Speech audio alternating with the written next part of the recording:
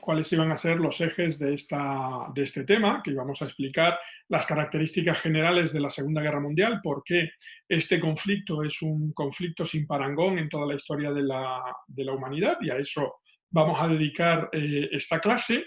Y luego íbamos a ver las distintas fases, haciendo una diferencia entre el periodo en el que la ofensiva la van a llevar las fuerzas del eje, esto es, entre 1939 y 1941. Vamos a ver el inicio de la Guerra del Pacífico. 1941 va a haber dos acontecimientos fundamentales.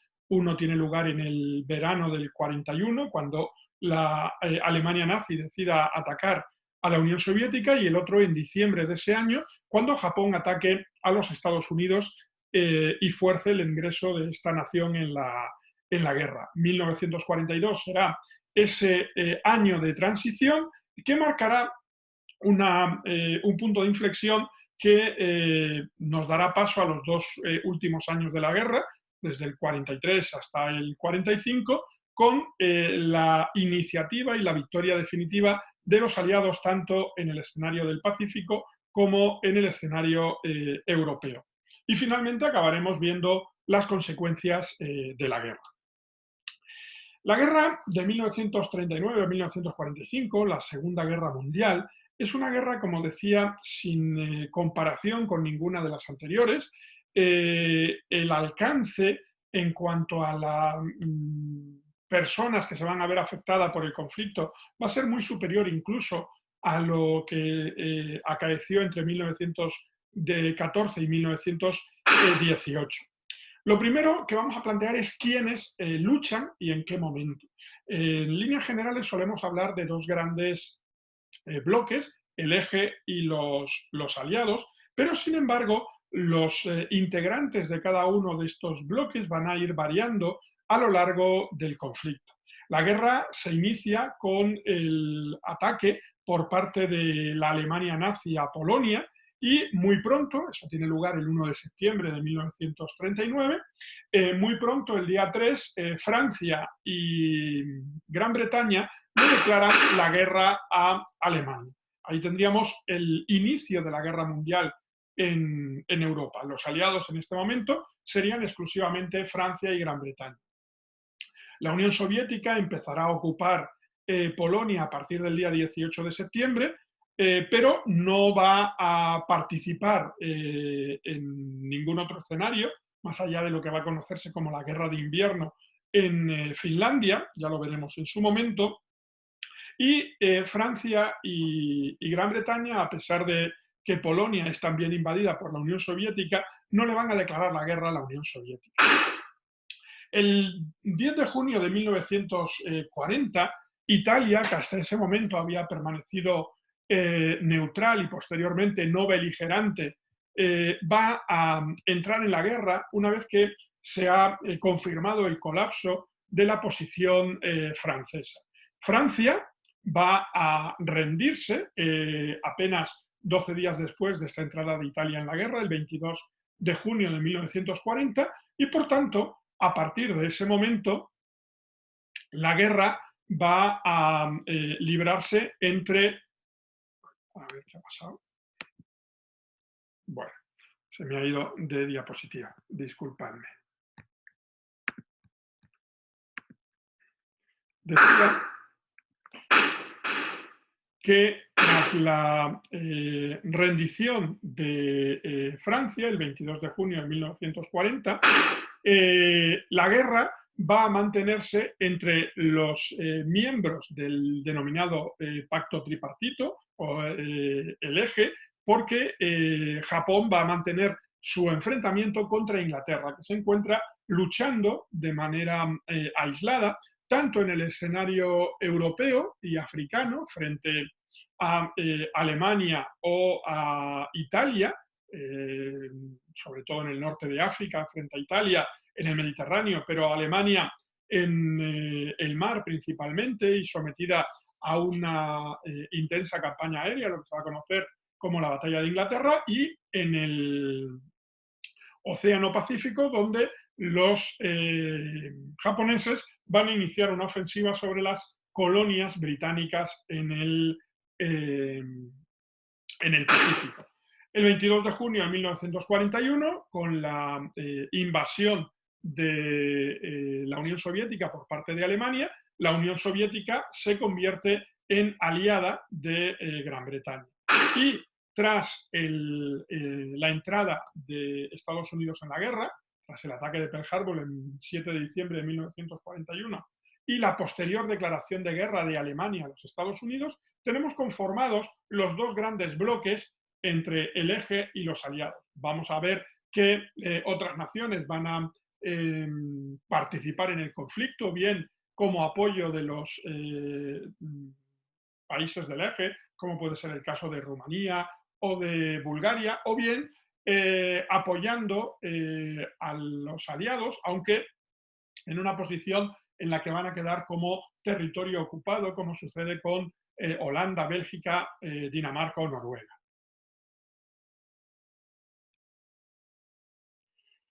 El armamento que se va a emplear en esta guerra es un armamento con una capacidad destructiva incomparablemente mayor que la que se va a emplear en la Primera Guerra Mundial. Por una parte, se va a hacer un uso masivo de la aviación. Aquí tenéis dos de los aviones más característicos de este conflicto, como es el cazabombardero alemán Junker Ju-87 Stuka, que no era el más eficiente de los aviones de la Segunda Guerra Mundial, pero sí que va a resultar muy característico por sus bombardeos en picado y por la sirena que hacía sonar en el descenso para aumentar el desánimo entre los atacados, o el cazacero japonés. La capacidad de estos aviones, especialmente de los bombarderos y de los cazabombarderos, va a ser muy superior de las que tenían los aviones de la Primera Guerra Mundial, que en un primer momento simplemente tiraban bombas como un resultado manual, en el sentido de que era el piloto el que llevaba la bomba y la tiraba. Ahora vamos a ver que estos aparatos son capaces de llevar una gran cantidad de bombas que van a extender los efectos de la guerra a prácticamente todas las ciudades importantes de los países implicados en el conflicto dentro del continente europeo. Del mismo modo, los carros de combate van a tener un papel fundamental. Estos inventos que empezaron en la Primera Guerra Mundial a partir de 1916, de la batalla del Somme, van a convertirse en armas que harán completamente ineficaces el establecimiento de una lucha de posiciones como la que pudo haber en la Primera Guerra Mundial, y le dan a esta Segunda Guerra Mundial un carácter mucho más motorizado. Entre los más famosos, los que veis en la imagen, el carro Panzer, las distintas versiones del carro blindado Panzer alemán, o el carro T-34, el que veis a la derecha, que va a ser el modelo más eficaz de todos los que se empleen entre las distintas naciones en la Segunda Guerra Mundial. Por lo que respecta al mar, y a diferencia de lo que hubo en la Primera Guerra Mundial, en esta guerra sí que va a haber grandes batallas navales. Batallas en las que van a participar barcos de inmenso tonelaje. Aquí estáis viendo una imagen que ilustra el acorazado Yamato, el barco más grande de la Armada japonesa, que va a ser destruido por los norteamericanos. Pero va a haber el crecimiento del portaaviones como el nuevo rey del mar. El acorazado, que era el barco que predominaba en las armadas previas a la Primera Guerra Mundial por su gran capacidad de fuego y su protección por el blindaje que tenían, va a verse expuesto a los ataques tanto de la Fuerza Aérea como de los submarinos. Sin embargo, esa fuerza aérea en el escenario oceánico va a depender exclusivamente de la capacidad de las distintas naciones de poner portaaviones, de disponer de portaaviones y de trasladar esa fuerza aérea. Como veremos en su momento, la no destrucción de esos portaaviones que, por ejemplo, Estados Unidos tenía en el Pacífico, en el ataque a Pearl Harbor, va a ser una de las causas que explique la derrota de Japón en el escenario pacífico. Y al igual que había pasado en la Primera Guerra Mundial, Alemania va a desarrollar una guerra submarina de gran alcance, en gran medida para compensar la superioridad que todavía mantenía Gran Bretaña y posteriormente los Estados Unidos en el número de barcos de superficie que contaba cada una de las dos armadas. La extensión del conflicto va a ser inmensa, va a haber enfrentamientos tanto en el escenario europeo como en el norte de África, en el interior de Asia, en el extremo oriente y el Pacífico, y Estados Unidos va a verse también inmerso en el conflicto, y aunque el territorio americano va a verse va a estar ausente de que se desarrollen grandes batallas, sí que va a haber amenazas sobre los territorios norteamericanos, tanto por las potencias del eje, que van a desarrollar planes para intentar atacar a los Estados Unidos, como por el caso más cercano de Japón a través del Pacífico. Como veis, va a afectar a unos 60 países en los distintos continentes, teniendo en cuenta además que todavía en este momento gran parte de los territorios de África y Asia están sometidos al dominio colonial, lo que hace que la práctica totalidad del mundo se vea inmersa en este conflicto.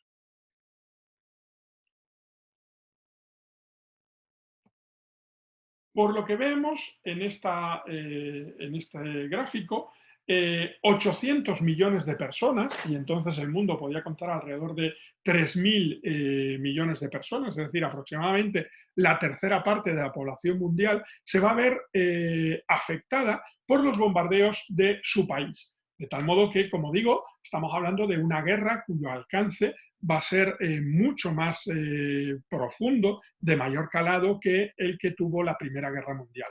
Y lo mismo sucede con la movilización de tropas, llegándose a más de 100 millones de soldados movilizados a lo largo del conflicto por las distintas naciones contendientes.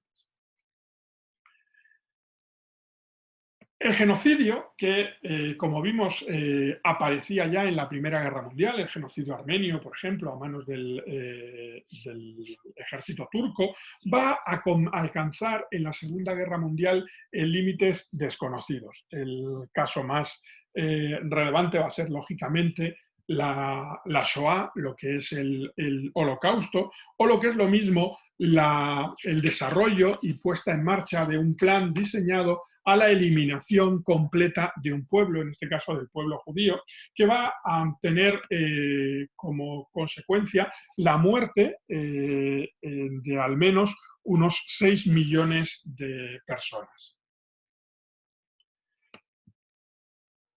Los objetivos civiles se van a convertir en un objetivo permanente de la guerra. Mientras que en la Primera Guerra Mundial los objetivos de retaguardia, por las limitaciones técnicas más que por una cuestión de desinterés, apenas van a sufrir los efectos de la guerra. Pongo, por ejemplo, Berlín o París o Viena, apenas van a tener escasos bombardeos durante la Primera Guerra Mundial, mientras que en esta Segunda Guerra Mundial las ciudades van a encontrarse con bombardeos muy intensos, tanto en el caso de las ciudades aliadas, donde las ciudades británicas, especialmente Londres, va a sufrir, o Coventry van a sufrir bombardeos masivos, como las ciudades alemanas, donde ejemplos como Dresde, el de la imagen, o Berlín, van a quedar prácticamente destruidas como consecuencia de estos bombardeos. El mayor bombardeo de la Segunda Guerra Mundial va a ser el que sufra la ciudad de Tokio, que va a suponer la muerte de aproximadamente 100.000 personas de la capital japonesa. Y además, en 1945 se va a poner en uso, va a emplearse por primera vez un nuevo tipo de arma que va a condicionar el desarrollo de la guerra posteriormente, que es la bomba atómica. La bomba atómica se empleará por parte de Estados Unidos sobre dos ciudades japonesas, Hiroshima el 6 de agosto de 1945 y Nagasaki el 9 de agosto de 1945, suponiendo una ruptura del equilibrio de fuerzas. La capacidad destructiva del arma atómica es mucho superior a la de los bombardeos convencionales, aunque como hemos dicho, con bombardeos convencionales se ha producido la mayor mortandad de civiles en un bombardeo aéreo, el bombardeo de Tokio, pero, como digo, va a marcar una nueva época que va a estar señalada por las armas nucleares. Y la industria armamentística va a convertirse en otro de los rasgos definitorios de esta guerra. Una guerra en la que las distintas potencias van a mostrar su músculo industrial y donde los recursos de materias primas de la Unión Soviética y sobre todo la capacidad industrial de Estados Unidos van a acabar por ofrecer una superioridad material que va a desempeñar un papel muy importante en la victoria final de los aliados. Por último, Hitler tiene la misión de unir a todos los pueblos germanoparlantes bajo el mando del Reich, empezando por los de su patria. El Anschluss. Austria es anexionada e inmediatamente sometida al mismo reinado de terror que Alemania, con la inauguración de uno de los más infames campos de concentración, en Mauthausen, cerca de Linz. ¿Qué país será su siguiente víctima? La vecina Checoslovaquia, donde hay población alemana, los alemanes Sudeten. Pero el país está reconocido como Estado independiente por Inglaterra y Francia. Se forman nubes de guerra. En Múnich, el templo del nazismo, se organiza una conferencia de paz de último momento. A un lado, Adolf Hitler, que cada vez se vuelve más aterrador, y su aliado, el dictador Benito Mussolini. Mussolini es el fundador del fascismo, el adoctrinamiento de toda una nación de la infancia en adelante.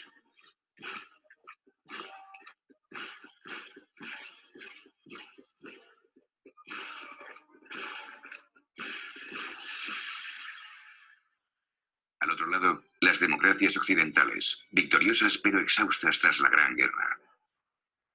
Neville Chamberlain, el conservador primer ministro británico, y el premier radical socialista francés, Édouard Daladier, quieren salvar la paz.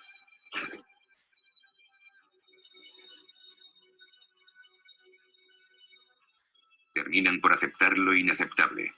Entregan la provincia checa de Sudetenland a Hitler a cambio de su solemne promesa de no reclamar ningún otro territorio europeo.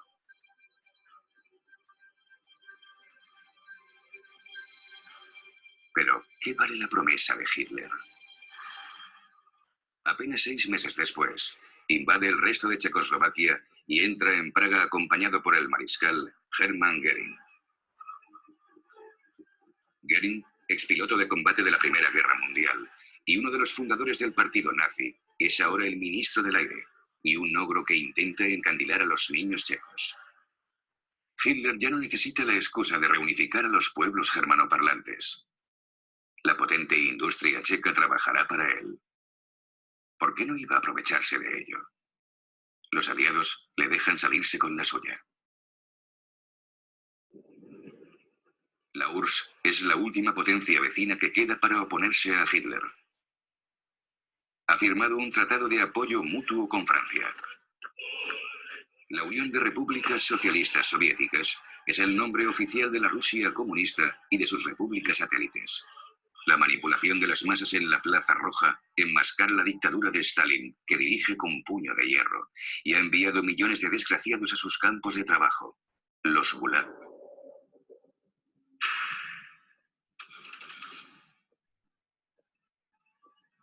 La industrialización y la militarización forzosa han convertido a la URSS en una gran potencia.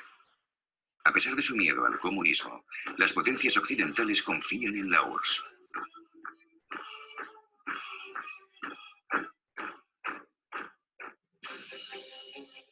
Hitler se les adelantará a todos. En el verano de 1939, en su casa de Berchtesgaden, con su ministro de Asuntos Exteriores, Joachim von Ribbentrop, prepara una maniobra de bloqueo.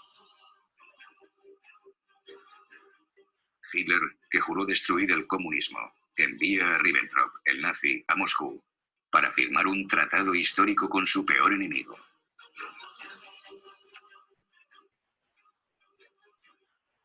Cuando el ministro de Asuntos Exteriores de Stalin, Molotov, firma el pacto germano-soviético, los comunistas quedan totalmente desconcertados, como estos miembros del partido francés. Es agosto de 1939, y la gente disfruta en Francia de sus primeras vacaciones pagadas, una de las mayores victorias del Frente Popular Socialista. ¿Qué motivos esconde el pacto de no agresión? Los soviéticos responden que Stalin está ganando tiempo, dejando que Hitler y las potencias occidentales se maten entre ellas. Quizás Stalin, que pretende hacerse con los países bálticos y con parte de Polonia, tenga incluso la ilusión de poder compartir Europa con Hitler de manera permanente.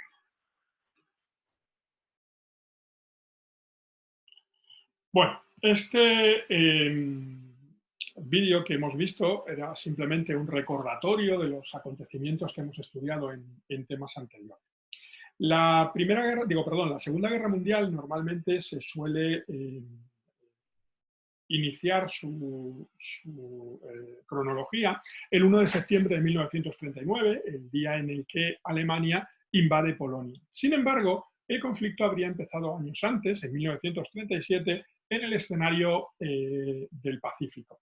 En ese territorio, a partir de 1937, el expansionismo japonés, que ya había dejado ejemplos, como vimos en el tema del fracaso de la Sociedad de Naciones con la creación de Manchukuo, o la creación de ese estado títere, va a iniciar la conquista de China.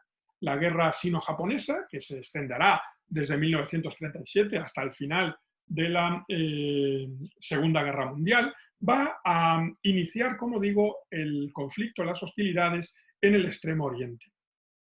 En esa guerra,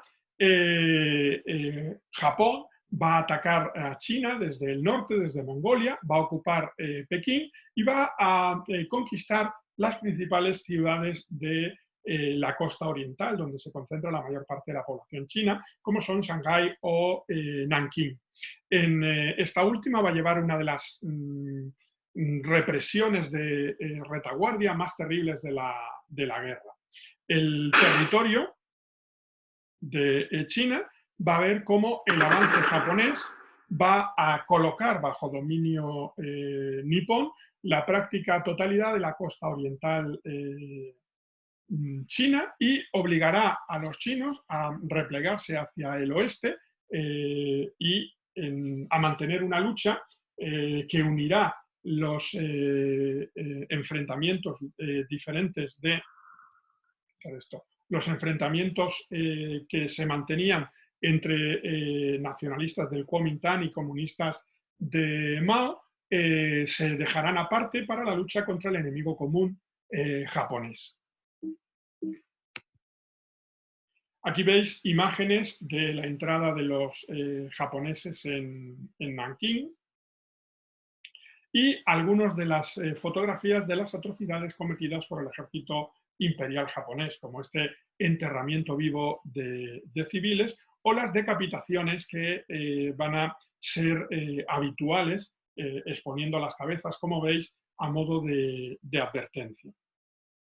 Los bombardeos sobre las poblaciones civiles van a ser frecuentes ya desde este comienzo de la guerra en Asia.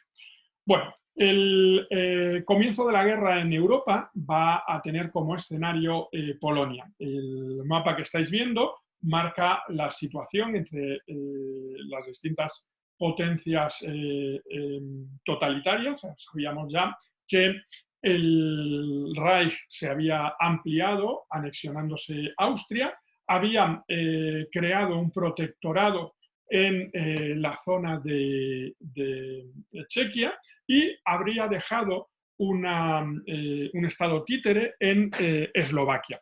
El siguiente punto de presión va a ser la ciudad libre de Danzig, esa salida al mar que tenía Polonia y que dividía la Alemania en dos zonas. Y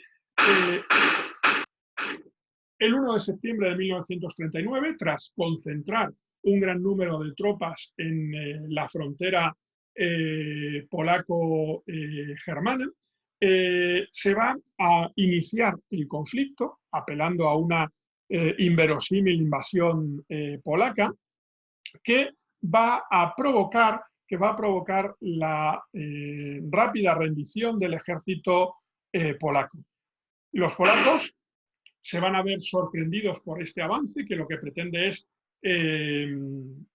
copar, rodear al ejército polaco, y van a replegarse hacia el este tratando de frenar ese avance alemán. Polonia tenía unas condiciones físicas que hacían especialmente sencilla el ataque por parte de las unidades mecanizadas alemanas.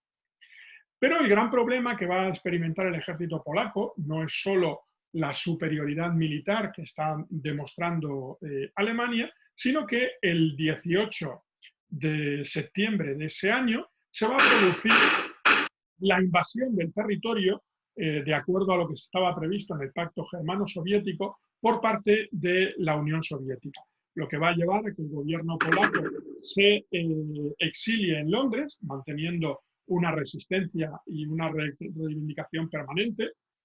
Inglaterra ha declarado ya la guerra a Inglaterra y Francia, a Alemania, el día 3 de septiembre, no así a la Unión Soviética, y Polonia desaparece, dividiéndose el territorio, como veis, en una zona occidental bajo control nazi y una zona oriental bajo control soviético. Aquí veis una de las fotos icónicas del momento, soldados de la Wehrmacht rompiendo la barrera que separaba el paso aduanero entre Alemania y Polonia, y los efectos del uso de los nuevos medios de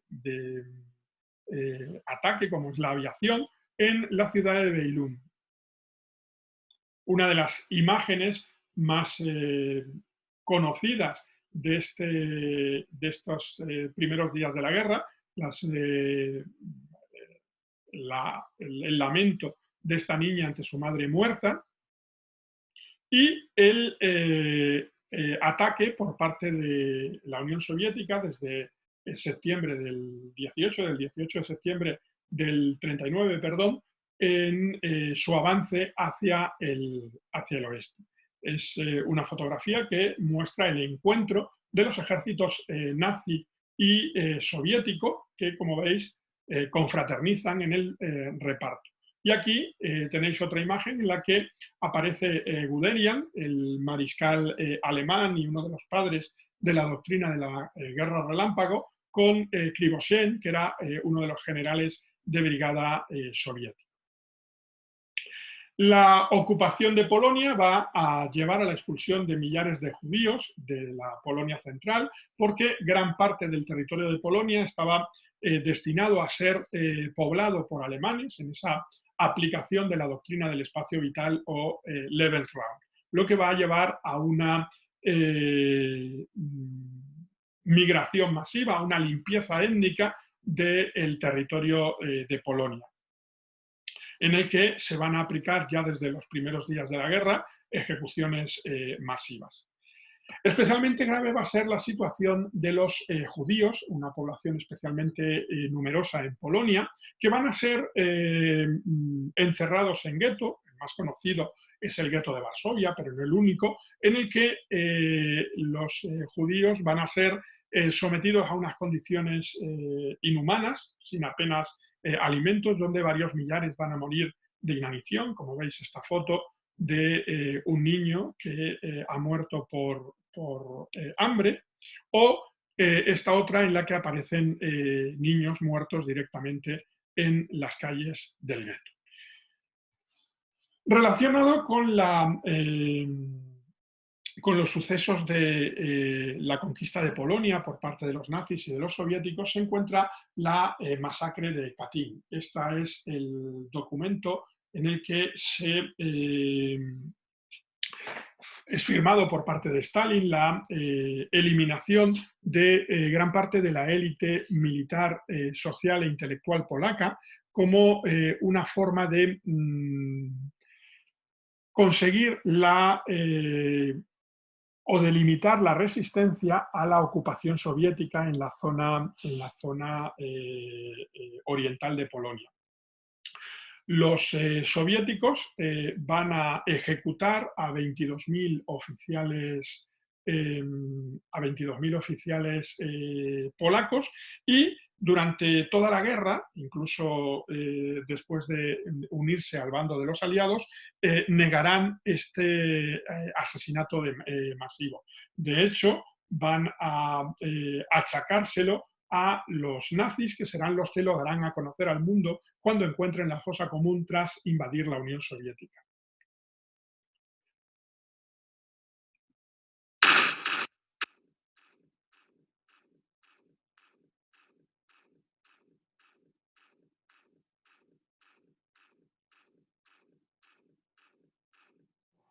Habéis visto este efecto, como veis es un efecto largo, son 22 segundos, que simulan un tiro.